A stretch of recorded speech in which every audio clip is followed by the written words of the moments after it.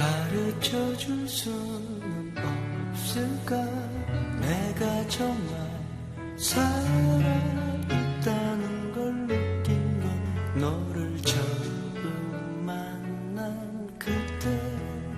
중학교 3학년 때부터 음악을 시작했다는 박준아. 그는 수없이 많은 스쿨밴드를 거쳤고 고등학교 때는 이름부터 아주 강렬한 밴드 블랙파이어 버드의 리드싱어로 활동했었다고 해. 내 기억보단 오래돼버린 얘기지 널 보던 나의 그 모습. 당시 강남에는 신대철, 강북에는 김태원이라는 얘기가 있을 정도로 기타 하나로 고등학교를 평정한 김태원. 그 역시 수많은 스쿨밴드를 거쳐갔었는데 박준하와 김태원은 가지각색이라는 밴드에서 보컬과 기타리스트로 함께하기도 했었지. 그냥 이대로 사랑을 할 거야.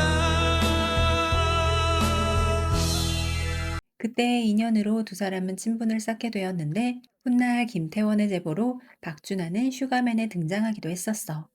언젠가 너의 마음 변할까 난 몹시 두려워한 적도 있지만. 그는 1985년 본명인 박태호로 언더그라운드 활동을 시작했는데 데뷔 앨범을 내기까지는 무려 7년이라는 인고의 시간이 필요했고 1992년이 되어서야 비로소 함춘호, 김진용, 김성호 등이 작곡가로 참여한 1집이 세상에 나오게 되었지. 사랑을 하는 것이 끝이 없는 아픔이래도 널 사랑할 거야. 데뷔 앨범의 타이틀곡은 지금까지와는 달라였는데 안타깝게도 박준하의 1집 앨범과 타이틀곡에 대한 반응은 그야말로 처참한 수준이었지만 뜨지 못한 지금까지와는 달라는 숨겨진 명곡 대우를 받는 곡이며 훗날 후배 가수 김현성이 무대에서 다시 부르기도 했었어. 언젠가 너의 마음 변할까 난 몹시 두려워한 적도 있지만. 이대로 앨범이 망하는가 싶었던 찰나 생각지도 못했던 곡이 갑자기 주목을 받게 되는데 그 곡은 바로 너를 처음 만난 그때였어. 사랑하지만 난 너의 전부로 하지 않아. 그렇지만 아이처럼 1991년 4월부터 1년 반 동안 방영이 되었던 MBC 가족 드라마 무동인의 집 1집 앨범 타이틀곡도 아닌 수록곡에 불과했던 너를 처음 만난 그때는 극중 연인이었던 최민수와 김혜선의 테마음악처럼 등장하더니 시청자들의 귀를 사로잡아 버렸어. 이젠 더 이상 너에게로 가까이 다가갈 수 없는 걸 알아. 그냥 이렇게. 드라마의 인기와 함께 너를 처음 만난 그때는 파죽지세로 순위가 오르기 시작했고 SBS 인기가요에서는 1위 후보에까지 올랐는데 함께 후보에 오른 경쟁자는 너무나도 강력한 신승훈의 보이지 않는 사랑이었기에 아쉽게도 한 번도 1위에 오르지는 못했었다고 해. 보이지 않게 사랑할 거야. 너무 슬퍼 눈물 보이지만.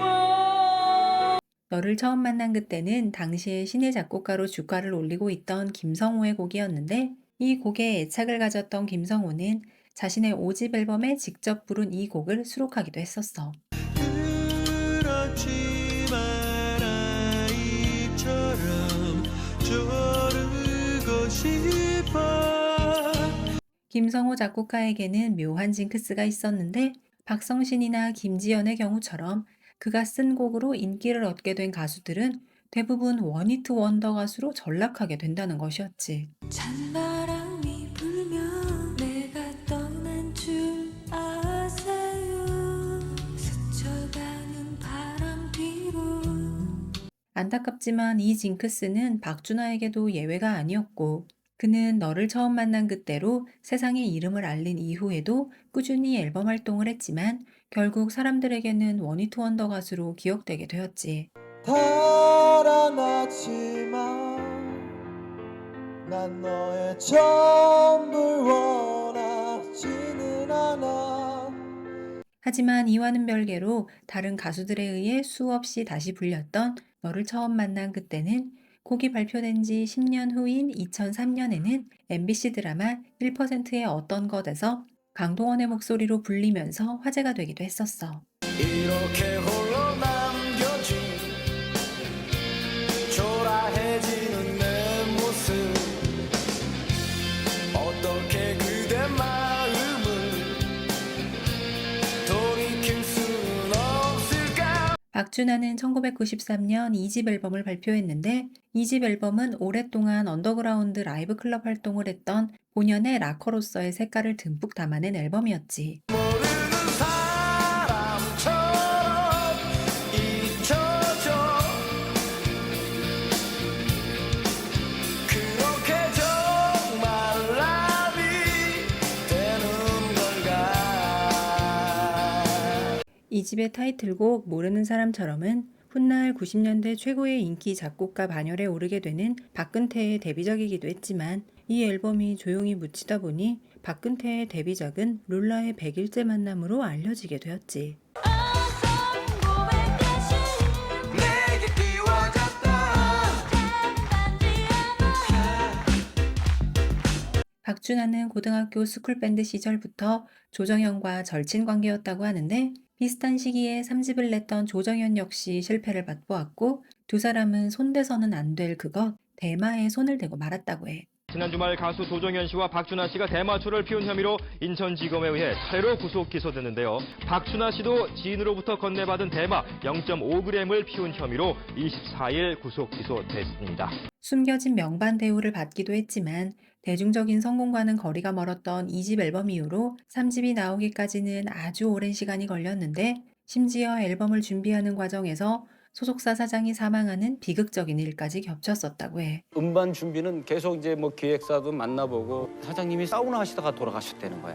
우여곡절 끝에 2000년에 발표된 3집은 고등학교 때 함께 밴드 생활을 했던 김태원이 프로듀싱을 맡아 락적인 색채가 더욱 강조되는 앨범이었어. 내 아픔이야 참을 수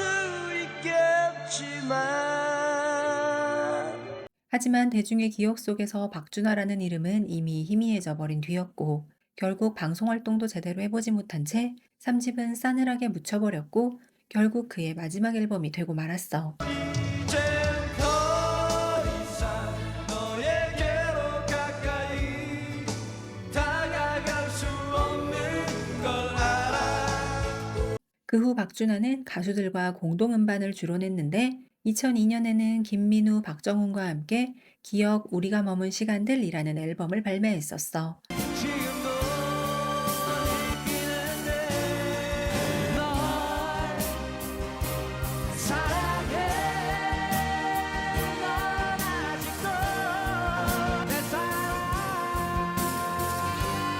특히 그는 박정훈과 절친이었다고 하는데 지난 2022년 박정훈이 세상을 떠났을 때 사람들에게 부고를 직접 전하기도 했었다고 해. 깊고